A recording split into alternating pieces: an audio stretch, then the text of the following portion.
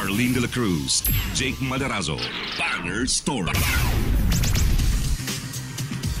Balik po tayo sa Banner Story mga kababayan sa ating patuloy na coverage po ng mga nangyayari sa ating palipaligid ngayong araw ng Biyernes.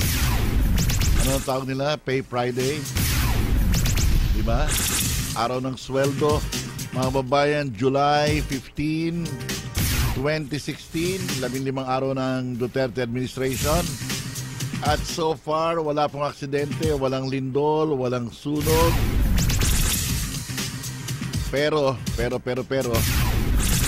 po ang patay sa anti-drug operations ng mga pulis at saka mga vigilantes kuno. Wala hong bagyo, mainit ang kalagayan ng panahon mga babayan. Meron lamang brownout, 8 oras ang Camarines Sur. Pero Metro Manila scheduled po ang brownout. Pero ang pinakamalaking balita na yumanig ngayon sa buong mundo ay itong nangyari ho sa France, sa Nice. Yan po yung kung kayo'y i-spellin mo yan, Nice, France ang tawag niya. Pero yung Nice na yan, maraming mga film festival na nangyayari dyan. At yan po isang resort town. At nandun pa, nanonood sila ng fireworks display, yung maraming turista, ng isang malaking truck na punong-puno daw ho mga kababayan ng baril, mga explosive at granada mga kababayan, humarurot, bumuelo pa ng ubod ng layo bago dumire-diretso dun po sa mga turista, mga locals na nanonood po ng at sabi ng mga eyewitness, habang ito raw po ay sinubukan pong barilin ng mga otoridad pero mukhang bulletproof yung salamin. At habang ito raw po ay nananagasa dyan po sa mga tao, abay lalo pa raw nagmatulin, lalo pong tumulin yung truck driver hanggang sa ikang marami na ho itong napatay at napatay din ng mga otoridad yung truck driver na yun mga kababayan. Wala pa ho nagkiklaim ng responsibility. Pero sabi nga natin, ito'y pinaniniwalaang hindi ho truck attack, ito'y terror attack. Si President Hollande ay nandun na po, papunta na sa lugar na yan. Ito namang si Republican candidate Donald Trump, umiksena. Hindi na raw niya itutuloy muna ang pag-announce siya ng Vice Presidente. Pero alam na ng lahat kung sino.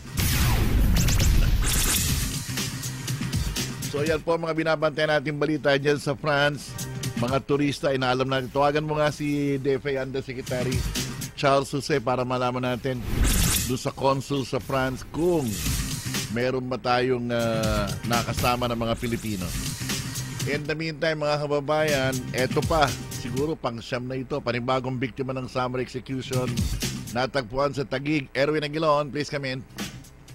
Jake, isang pinaniniwala ang biktima nga ng summer execution ang natagpuan kaninang madaling araw sa may bahagi naman ng Sapang Viejo, Barangay Ligid, Dipas sa Taguig City.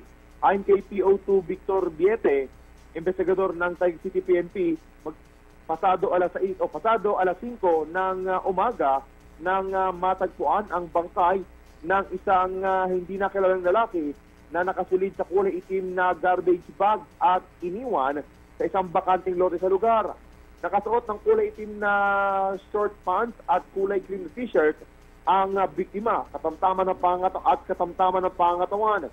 Meron ding iniwan na isang karatula ang mga pek at ang nakalagay, pusher, huwag karnaper, rapist. Agad namang dinala na sa bahagi ng Loreto Funeral Homes sa General Santos Avenue sa Lower Bicol sa Taguig ang nasabing bangkay habang sinasabi ng pulisya na wala raw CCTV sa lugar kaya mahihirapan silang tukuyin kung sino ang nagtapon sa nasabing bangkay. Erwin Aguilon, Radyo Inquirer na binibenta, bayan nagtatanong, mamayang nag-uusisa. Maraming salamat sa iyo, Erwin Aguilon. Balanseng pagbabalita, walang takot, walang mamahayag. pang-8 sa Metro Manila, pero pang-9 kung isasama natin yung namatay po sa Balanga, Bataan.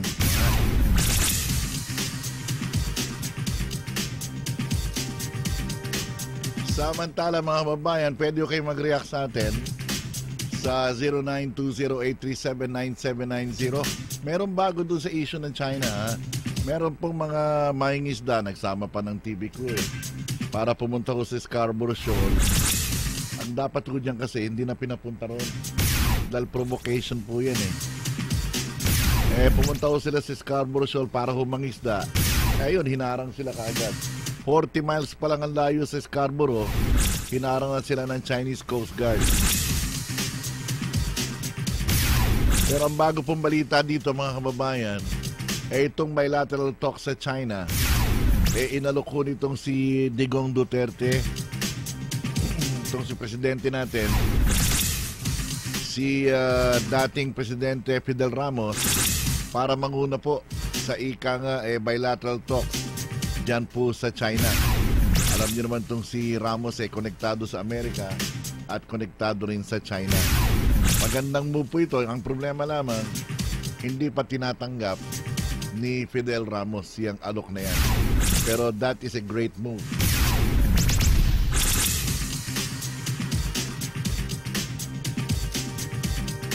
At syempre, yan ay isa sa itatanong natin diyan sa ating mga kababayan sa mga nagtitext. Ano masasabi ninyo? Si Ramos magsisimula ng maunguna sa bilateral talk sa China para po pag-usapan yung kung ano ba ang mangyayari. Meron bang pag-uusapan? Pwede bang mag-usap? At wag magagya. Tama yung sabi ni Digong war is not an option. Hindi tayo nakikipaghirahan. Yung isang ex-admiral ng Amerika galit Ang dapat daw ang gawin ng Pilipinas depensahan yung mga reefs. Ibig sabihin, ang gusto nila, magpadala tayo ng barko doon, tapos babantayan din tayo ng Amerika. Abay, pwedeng gawin yun. Pero ang problema, yung risk ko ba, kaya ba ng Amerika ipagtanggol tayong lahat? Yun ang isa sa mga issue. Samantalang itong kalaban natin, kapitbahay natin, maski nung gawin mo, nandyan na yan. Yung bumubuyo sa atin, andun, ang layo. Ang layo ng bansa niya. Sa bagay, ito naman China, ang layo-layo ng dalampasigan nila. Pati ba naman yung dalampasigan natin, kinukuha pa rin.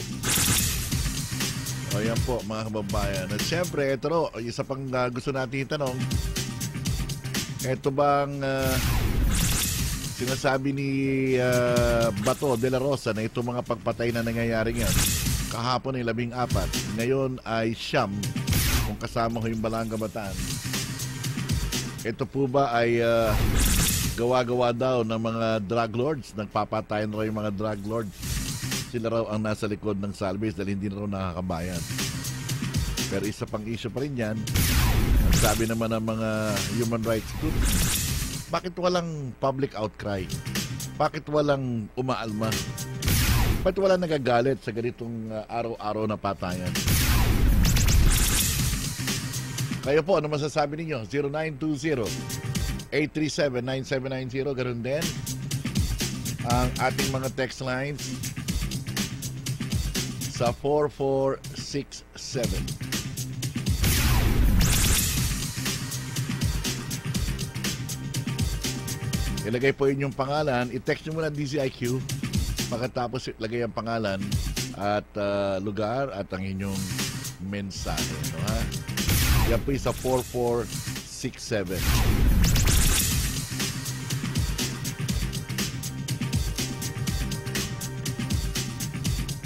At syempre, ang pipiliin natin ay mananalo ho ng 50 pesos na load, mga kababayan. 50 pesos na load. Magkakaroon tayo ng mga pakulo tukol po dun sa ating mga billboards. Sa ngayon po, ang natatanggap nating report, meron tayong billboards dyan sa may Trinoma. 6 yun nandyan.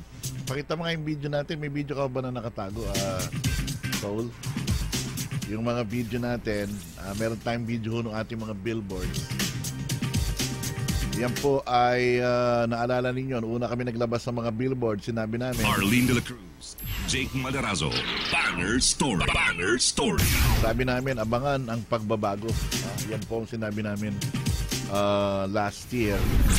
Ngayon po, eto na ho yung sagot sa mga pagbabago namin.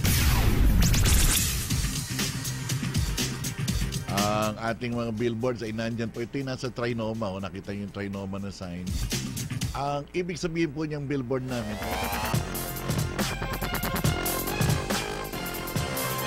sa bandang kanan, nandun po yung aming television broadcast. Yan po sa Beam TV Channel 18. Yan ho ha. Sa bandang kanan, napapanood po tayo. Pagkatapos sa bandang kaliwa naman, yan yung mobile app natin. Tayo ay napapanood ho sa cellphone. So kung titinan ninyo, tayo po ay nasa radyo, tayo po ay nasa television, tayo ay nasa cellphone. At meron po tayong website, ay nakalagay po ron, radio.inquirer.net. Yan po yung ating news website. So mga kababayan, tayo po ay hindi lamang nag-radyo, tayo ay nasa streaming media, tayo ay nasa cellphone, tayo po ay nasa television. Yan po ang pagbabago ng Radio Inquirer. And soon, tayo po ay mapapanood sa Hong Kong, sa Singapore, sa Thailand, at sa buong Asia. At hindi ho magtatagal, in the next 2 months siguro, ay napapanood na ho tayo sa Amerika, North America, and the Middle East. Arlene de la Cruz, Jake Madarazo, Banger Story. Banger Story. At syempre, nakabaka po sa atin mga kababayan ay ang malaking grupo o malaking news organization po ng Philippine Daily Inquirer, kung saan makakuha ho kayo ng mga reliable at mga makatotohanang balita mula sa pinagkakatiwalaan na mga mamahayag dito po sa Pilipinas, ang Philippine Daily Inquirer. Arlene de la Cruz, Jake Madarazo, Banger Story. Banger Story. At inaasahan din natin na magkakaroon tayo ng mga... Ako, excited ako sa mga pagbabago dito. Kayo ba'y nanonood kayo ng ng K-pop? Nanonood ba kayo ng K-pop? Arlene de la Cruz, Jake Madarazo, Banger Story. Banger. Nanonood din ba kayo ng Korean novela? Ayan, ha? Nanonood din ba kayo ng Taiwan novela? O kaya ng Chinese novela? Nasa na ba ngayon sila Sanchay? Nasa na ba ngayon sila F4, Daming Zoo? Nasa na ba sila Lee Min Ho? Ayan mga kababayan. Tingnan nyo po, in the next few months, makikita nyo pa ang lalo pang transformation nitong pinagkakatiwalaan ninyong Radio Inquirer 990. In the meantime, kaya kami naglagay ng mga billboards po para sabihin sa inyo na sinabi namin, abangan ng pagbabago.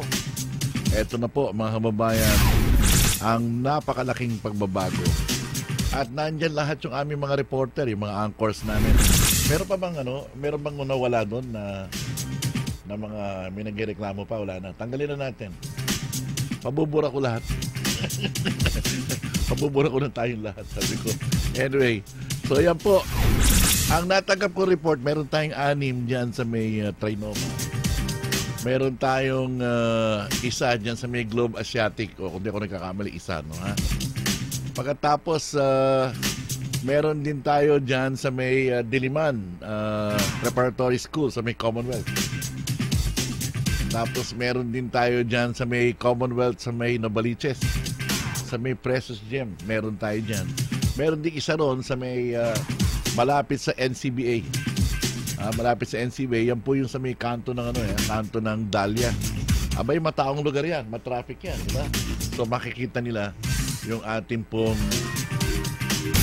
billboard. At marami po yung ipapakalat po natin sa EDSA. Hindi ko nasasabihin sa inyo mga numero. Arlene de la Cruz, Jake Madarazo, Banger Story. Banger Story. Pero makakaroon tayo ng pakulo. Ang gagawin natin, kasi tayo po napapanood ng live sa Facebook. Ngayon, tayo po napapanood ng live sa Facebook. I-like nyo lamang po kami sa Facebook. Pagkatapos po ayan, mapapanood yung aming broadcast. At ipapakita ho namin sa inyo yung mga pictures ninyo ng aming billboard. Ang gagawin natin, kayo nakasakay sa bus, pag nadaan ho kayo sa mga billboard natin, kunan ninyo ng picture. Kunan ninyo ng picture, kung pwede nga selfie. Pagkatapos, i-post nyo po dyan sa aming website. Ito pong Radyo Inquirer 990. Pag meron kayong selfie at meron kayong nandyan po yung billboard namin, lagay nyo yung lugar, magbibigay kami ng premyo sa inyo. Ang premyo namin, alam nyo ba yung guyito? Naku, ang dami nang hihingi nun, ha? O, bibigyan namin kayo ng guyito. Tapos maghahanda kami ng, marami pa akong inahanda na siguro isang t-shirt. Pagkatapos, siguro cash, konti lang. Konti lang. Pakulo lang ho natin yan para at least malaman namin ang inyong reaksyon sa ating mga billboard na nakakalat ho ngayon sa Metro Manila. Para malaman ho ninyo na kung gusto nyo na ibang programming, kung gusto nyo na ibang panlasa naman, sawang-sawa na kayo sa ibang mahilig mag-ingay, pero huli naman sa balita at mababaw ang analysis. Siyempre, dito na ho kayo sa Radyo Inquirer 990. Arlene de la Cruz, Jake Madarazo, Banger Story. Bangers. It's 7:58 in the morning. Naku, binabasa ko itong sinabi ng itong isang witness dun sa may nangyari dyan sa Nice, France. Ako'y bigla nalungkot. Alam ko na nakalagay. Bodies flying like bowling pins along its route. Heard noises, ones that I will never forget. Para daw bola ng bowling na dumaan yun, tumatalsik yung mga tao. Grabe talaga. Grabe po talaga ito. Sige po mga kababayan, mag-text kayo sa atin. Meron na ba ibang reaksyon na Miss Mary Rose? Tingnan mo nga. Basahin natin bago tayo mag-break.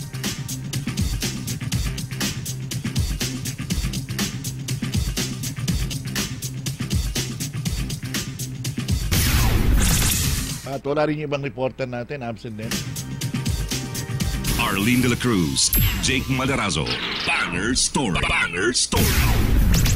Alas 7:58 ng umaga mga kababayan. I-post nga natin itong update natin ng tungkol sa terror attack mga kababayan dyan po sa Nice, France. Ito po ang talagang bumabalo to sa international headlines sa mga oras na ito. Sa ngayon, ang estimate nila mga kababayan umaabot na sa 73. 73 ang namamatay at 120 ang injured. Yan po ang pinaka-latest ng mga report galing po dyan sa Nice, sa France. Ako nagpunta ako ng France, hindi ko nakandaan dyan dahil out of hindi yan na ruta ko kasi. Nagpunta kami ng Lyon. Ang pinuntahan ko po kasi dyan yung Lourdes. Yung Lourdes, yung mahiwagang ay yung mahimalang. Ako, grabe doon. Grabe doon sa Lourdes na yun. Talaga maninindigan balahibo doon. Pinaliguan kami doon. Pero out of the way po ang Nice. Sabi ko, sige, next na balik ko na lang. Pero grabe po mga kababayan. Ito ang mga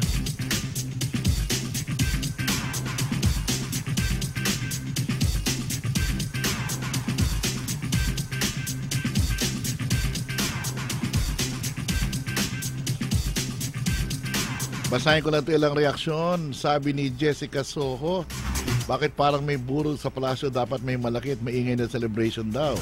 Galit na nga higante ng kapitbahay mo, asarin mo pa kung pinalaya sa mga OFW natin. Eto mga galit kay Duterte, gusto lang na masawi si Duterte, di na inisip na ang tagumpay ni Duterte, tagumpay ng bayan, sabi ni Andy ng Manila.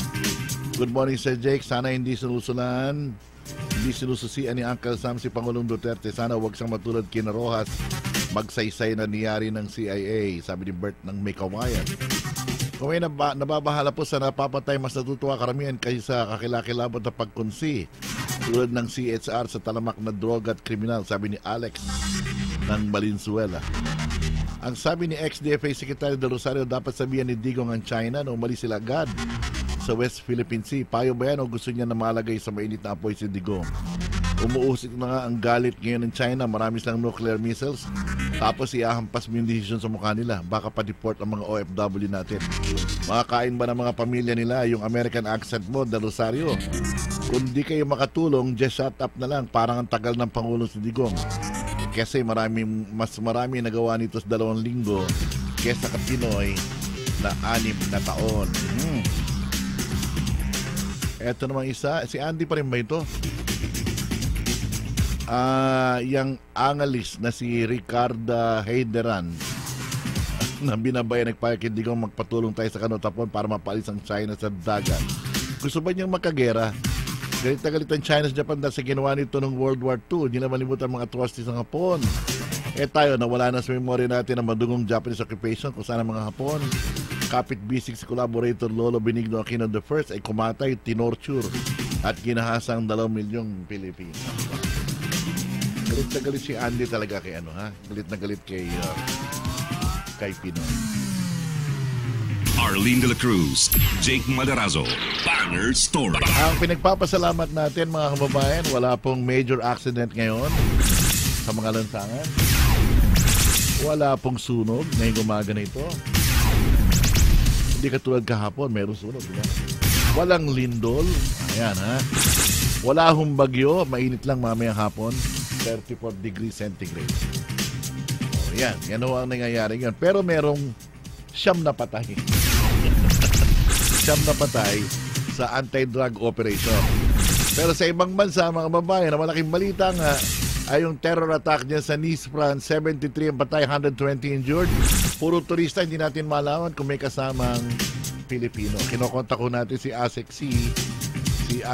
Charles Jose ng DFA, hindi pa sumasagot. So, ang tabayanan, patuloy tayong magbabantay ng mga balita, hindi lamang po sa ibang bansa, kundi maging dito sa ating pinamahal na Pilipinas. Walang takot, walang mamahayag. Radyo Inquirer 990. Oras po, alas 8:03 ng umaga.